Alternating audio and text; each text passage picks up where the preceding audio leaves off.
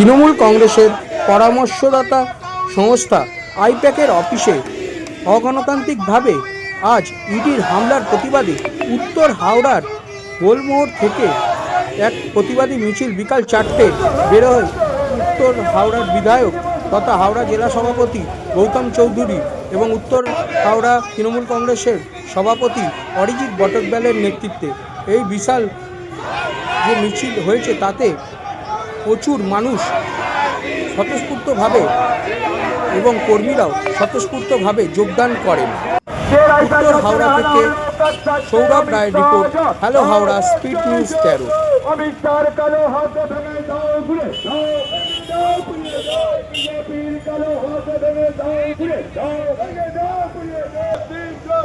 বন্দে মাতরম।